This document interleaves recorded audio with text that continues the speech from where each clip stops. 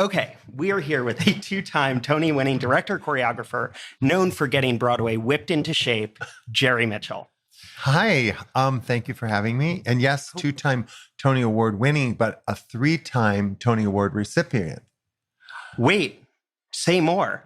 Well, this year I received the prestigious Isabel Stevenson Tony Award for Broadway Bears. The Isabel Stevenson Award is actually more important to me than any of the others, just because it represents 31 years of doing something for the people I lost. For those of you who don't know, Broadway Bears is a major burlesque show. It should be in Eurovision.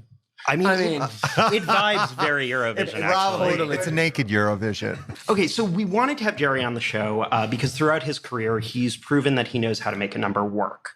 And we're hoping that he can give us a little insight into what separates a winning Eurovision number from one that ends up with the dreaded NQ. NQ, non-qualifier.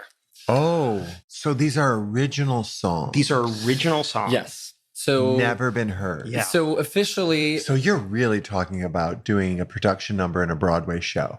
Totally, basically, totally. You and got the interesting sets, thing you got is, costumes, you got a star, and you got a new song that nobody knows. That the audience exactly. has not heard. Good luck, motherfucker. Yeah, exactly. and also for the grand final. Why don't I enter the Eurovision contest with my song from one of my musicals? Well, do you get a recording career or something? I mean, I will say ABBA and Celine Dion won the competition, so you know what? Yeah, correct. The only reason we know ABBA in the US before. So ABBA won okay, in wait a minute. I don't know anything about Eurovision Song Contest. How long has it been going on for? So what year was it's since 1956. Every year, Jesus, with the before I was exception born, of and the I'm COVID old. Charlie, do you know the 4 criteria Eurovision judges use to evaluate numbers? Creativity, uniqueness, nerve, and talent. Actually, it's pretty close. Eurovision judges are actually looking at the vocal capacity of the artists, performance on stage, composition and originality of the song, and overall impression of the act. So I think what's worth adding is that you can max have 6 people on stage for each number. Oh. And I do think there's something interesting. Now Jerry's not interested. Only 6 people. So Well, we're it's talking like Kimberly Kimbo Eurovision. Janine Tesori's got a great number for next year. Oh my God. Okay, then I think that means we can start our game, which we are calling Tops and Bottoms with Jerry Mitchell. Yeah, absolutely. That was the song from Broadway Bears 25. Wait, really? It was called Top Bottoms of Burlesque. Oh my God! Wait, We had sassy bottoms. We had bossy bottoms. We had a whole bottom sequence, like the 4 seasons of bottoms. Andrew Lippa wrote it. It was incredible. It would definitely win Eurovision. But we had 110 performers in that number, so I don't know. We make it. Yeah, you couldn't get it down to 6. No way. No, we need more bottoms than that. Yeah. So Charlie, what are the rules of the game? Okay, so the rules of Tops and Bottoms with Jerry Mitchell, at least this version of Tops and Bottoms with Jerry Mitchell, is we are going to show you a live Eurovision performance, and you are going to react to it. And then you're going to tell us whether the song placed in the top half of the countries in the finals or whether it was towards the bottom or didn't even qualify. Top or bottom? Yeah, top or bottom. Top or We're bottom. keeping it, no sides in this game. 50-50. Yeah, no sides in this game. So, Jerry, what do you know about Eurovision going into this? I watched during the pandemic the movie that was made with about Eurovision. Yeah, the Will Ferrell and Rachel McAdams. Rachel McAdams. No, she's brilliant. she's amazing. I love that one. And you know, like, and how Will Ferrell kind of found that project in a way is very similar to what this podcast is all about. Because Will Ferrell married a Swede, and that's how he was introduced to Eurovision. Really? And I found my Scandinavian. And so, you know, it's like, I think that when one is introduced to Eurovision, you can't help but love it. So with that, we can move to Karja, who is from Finland. His number Cha Cha Cha from 2023. That's this year. Ooh, Karja Green. He just kicked through some wood. That is not a bottom. This is definitely a top coming out here. Oh, there's pink people. Yes. Surprise. He's holding their strings. Mm-hmm. He's a puppeteer. cha, cha, cha, cha. They're not doing the cha-cha though. I think I'm gonna stop it. Okay, you are not feeling this. Putting them in the bottom, even though I think there are a lot of wonderful sort of Elements. things. I'm gonna go. This is style over substance. So interesting, because this was actually the #1 song with the voters. But so I should explain the fact that the way Eurovision works today is that it's half jury votes and half televotes. Yeah. So the industry professionals were not a fan. It's quite well presented. Yes. You know, this video and the film work and him coming out of the box and them coming out of the box. Very well directed. The color, for camera. green and pink. Yeah. There were great elements, but you shouldn't know where the choreographer stops working and the director starts working or the costume person stops working. Who came up with the idea there could be 12 people working on this number, but they all have to be thinking like one. Okay, what's next? Okay. Yes. So I'm one for one. So the next up is Constructus in Corporo Sano from Serbia, 2022. Bangs. She's got bangs. got bangs. I think Hal Prince did this musical. It was Rosa. To be healthy. To be healthy. To be healthy. To be healthy. I'm just gonna let this play I because feel this like is so this is the enjoyable. new version of Fiddler on the Roof.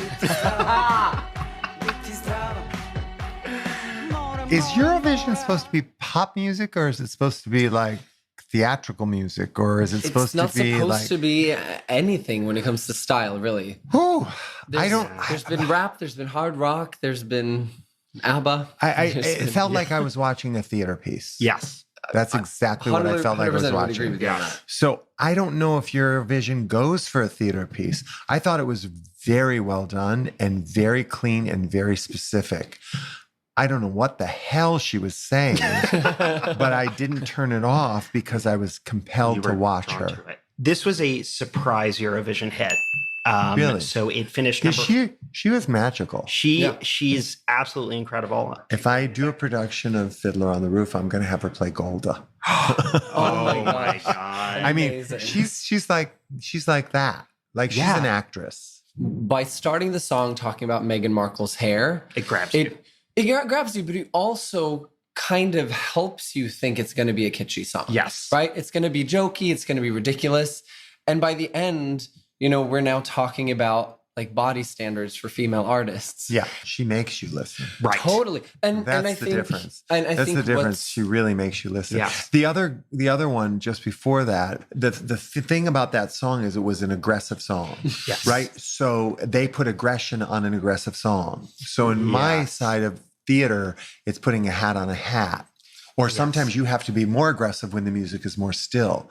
She was very focused. It's a phrase Tommy Tune used to say called laser communication. She had laser communication in that number. Yeah, 100%. And I think it's that kind of stillness and focus. I mean, you even commented when the guy started jumping up and down. Yeah. It's like every minor decision then becomes something that's like very meaningful and very important Right, to the build of the number. I mean, she's talked about it in terms of wanting to make a Maria Abramovich pop song. It's why, and I said this to you, it's like, I actually think, and obviously with Jerry Mitchell directing, if America ever sends a song to Eurovision, I think the artist they send is Taylor Mack. Because it's like... Well, Taylor Mack's brilliant. Genius. But and, also- and it's that kind of work to me. But 3 minutes. I mean, he could get 24 hours down to 3 minutes. 3 minutes. Taylor, 3 minutes. Yes. There we go. So next is Danish artist Riley with 2023's Breaking My Heart. Oh, beautiful image. Riley. I don't know Riley. Is Riley a big star in their country? So he actually became big on TikTok, mostly among K-pop fans in Korea, I believe. So During the pandemic. During the pandemic, yeah. I think Riley could open for Taylor Swift. Oh, totally. Oh, I could totally completely see that. I mean, it's very young. Yes. Do young girls vote for Eurovision? I mean, they are very strongly going after a TikTok audience these days. Like you talk to anybody who works This is 2023. This Yes. is, yeah. And also, like, one of their official partners is TikTok, which Yeah. is definitely... So I'm going to say Riley ended up in the top. So here's the thing. He was just Riley was disqualified. He was an NQ. In Q. And this is like the most youthful, heart stoppers, High School Musical, the musical 3 performance. And you would think this person probably has a billion followers on TikTok. And he does. And is definitely a star and could definitely open for Taylor Swift. Yeah. And yet Eurovision says no. So Riley didn't need fucking Eurovision. No, exactly. But I think it does also speak to something about the rules of the competition too, because I think that, they require you, all lead vocals have to be live. They keep the vocals very dry and they do not allow the use of any tuning. But it is interesting because you're as a songwriter, sometimes you sit there and you listen to a track like Breaking My Heart and you're like, the vocal stacking is so cool. The falsetto stuff is so cool. I wish I could do that.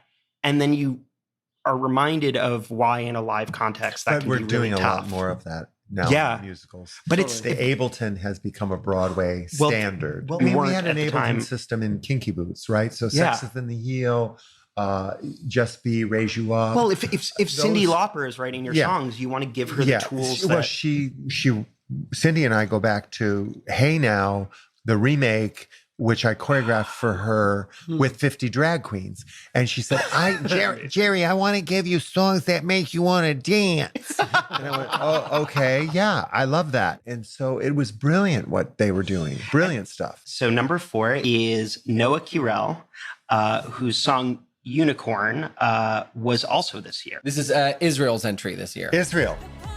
I'm going to watch you like a unicorn. Power of a unicorn. Ooh, choreography's hot. Staging is great. You want to see me dance? You want to see me dance? You want to see me dance? Oh, who's she? She's the star. She's the. But that's not her. Yeah, that's her. Oh, girl. Well, she dances maybe better than she sings. Oh, she's definitely a dancer who sings, not a singer who dances. And I mean that in the best way because I love BB New Earth and a lot of other great. Sheena Rivera, you could say, is a dancer who sings. Oh my God. I think I'm torn between that one because the dancing was definitely top, but the singing was definitely bottom. And the production sort of didn't start till halfway through because the other people weren't out there. Yes. So I'm going to say Eurovision put it in the bottom. It actually placed 3rd overall. She is a top, which I think was... She's a fabulous dancer. Yeah. Oh, great performer. A dancer who sings and a great performer. Right. She's going to play Zeidel in the same fiddle. Oh my gosh. But I think it's a little bit like the opposite to Riley's number because the first time I heard this number, I was not the biggest fan because that unicorn metaphor is being hit a little hard. I've got a unicorn in that bedroom. Listen, I like your unicorns. I love unicorns. I have a unicorn coffee cup. I work at Mark Fisher Fitness, which is the unicorn. 100%. I'm familiar with them. I will say I had the exact same feeling as Magnus when I heard the song. I was like, this is trash. And then I saw her performance of it. And as a dancer, she's a dancer who sings. But also, I feel like she's a dancer who sings, who really knows it. Because 2/3 through the number, she goes, do you want to see me dance? And then she stops singing and she's done. Well, that's great because then she doesn't have to come back and sing after she dances. I know. That's always tough. When you have to return to the vocal after the dance break, that's when you really separate the boys from the girls on Broadway. Right. Whitney Houston auditioned for Dreamgirls for Broadway. No. And she, of course, sang the shit out of the audition. And on her card, they wrote dance 0, voice 10. And I get a call from Arlene Phillips. And she says, Jerry, I need an assistant to work on this video for this young artist.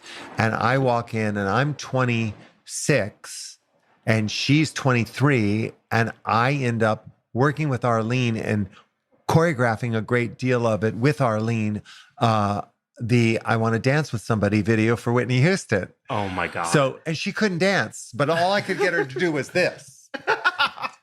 You watch the video. This is what But she's listen, doing. Well, she didn't say I boom. can dance. She says I want to And dance. she went, ah.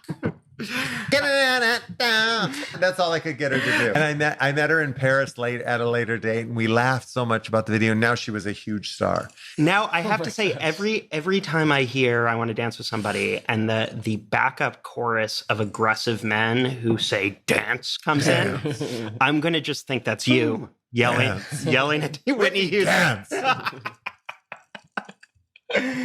So next is Anna Bergendahl. This is My Life, 2010, Sweden. It's Jane Krakowski. I mean, a lot of people in Sweden look like Jane Krakowski. Now we gotta. Look, Driving, yeah. took 2 minutes to get to that. I'm gonna stop this. It's a kind of a bottom for a lot of reasons. Oh, we want to hear every reason. But first, before you go into it, I want to just say that you are 100% right. This was an NQ. Because when I saw her, I went, "Oh, it's Jane Krakowski." Yeah, But it's not, which is a good way to start a number. It's not Jane Krakowski. Right. Because Jane Krakowski has a point of view. Right. And she makes you listen. And this girl was lovely, but Jane Krakowski, it's that thing. It's that it factor, right? It's the and then the guitar disappeared magically. So I wasn't sure when they did the wide shot. Suddenly it was gone. Somebody grabbed it and ran off. Yeah. That's why this song, I wanted to put it on the list because it's such a perfect example of a song that is totally fine, like good in a context of I have it on a playlist. I'm going to listen to it. It's catchy, and then both because. Oh God, I'm trying to remember the phrase you used. The thing about the performer, laser focus. Yes, it's just none of that. It's a little bit blank, and so it feels emotionally inaccessible when you watch it. Let's see if we find that X factor in Sweden's 2022 entry. This is Cornelia Jacobs, "Hold Me Closer." Barry, fuck you. Oh, she's in pain. She's in pain. She is. You should see her perform at the clubs at 2 a.m. She's in a lot of pain then too.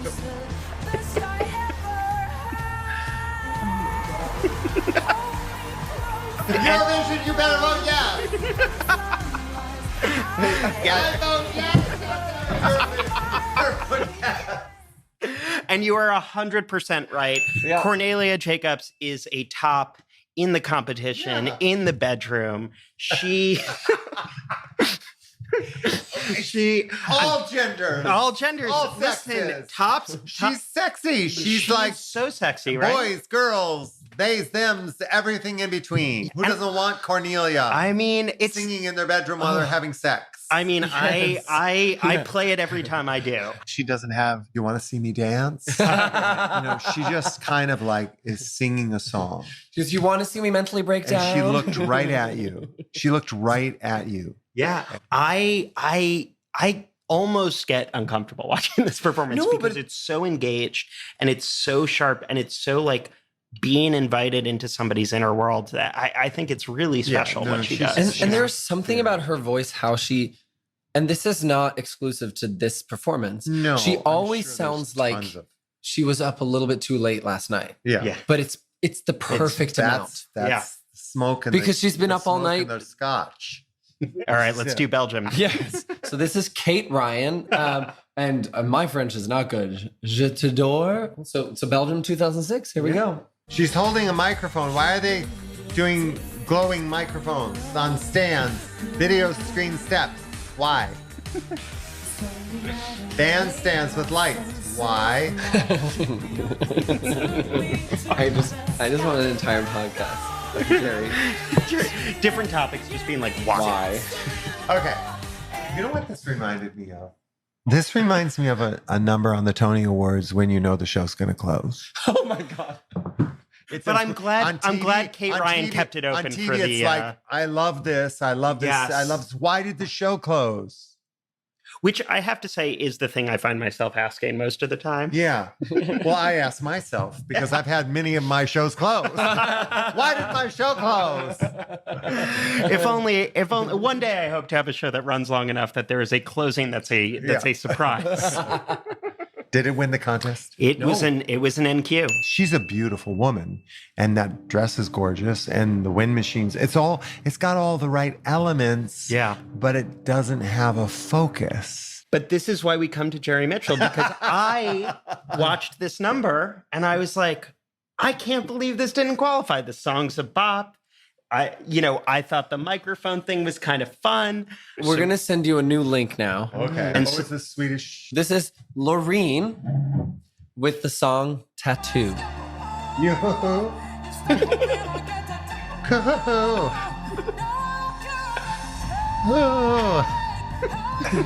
Jerry Mitchell's cover is coming out shortly after Devil Wears Prada. She's sandwiched in. She ain't got no room. She can't even stand up. All right, Lorraine's the star. Yo. But it's You're Stuck on Me Like a Tattoo. God. So look, the lyrics, That makes a lot of sense for people today. Yeah. But I think it's one of those things where it's like, again, when I heard this song, I was like, this song is fine. And then I saw this performance with this like stunning, strange, Swedish woman. And I was like, I might be obsessed with you. It's a star performance. So, after watching all of this, Jerry. Yes, I'm listening. What are your thoughts? My thoughts are Eurovision is a fantastic show with amazing artists trying to present 3-minute musicals. I think that's amazing. That's a perfect way to put it. Yeah. And if the tone is right and everyone's on the same page, you're going to win. And if everyone's on a different page, you're going to be in queue. I really hope that this becomes a part of your new everyday lingo. Yeah. In queue. This number. In queue. When I say that they're doing a 3-minute mini musical, they really are, because, Eurovision isn't about the song only, even though it's a song contest. It's about how you present that song, the costume, the lighting, the camera work, but most importantly, who is the center of that whole thing? Who's the performer? And I think the thing that's amazing about Eurovision is you have these artists, but a lot of them are huge stars in their own country. They might be the judges on their version of The Voice or whatever. Yeah. And then they walk onto this international stage and they go, my face means nothing. My name means nothing. All I have is I can present who I am as an artist in 3 minutes, and this song, and the staging, and that's all you have. I will say, your face means nothing, your name means nothing is actually what Jerry Mitchell tells every actor when they walk into his rehearsal. Eurovision is really a modern day 3-minute opera. It's like opera in many countries. You're going to see an opera and you don't understand the language it's being presented in. But if the director and the creative team are so clear in the way they're telling the story, you walk away going, I felt that, right? Totally. I will say my favorite moment in La Traviata is when in the middle of an aria, she goes, do you want to see me dance? Eurovision in Sweden, directed, choreographed, produced by Jerry Mitchell. Yes, amazing. Thank you so much. Thank you, guys. This was incredible. All the mysteries of the Euroverse.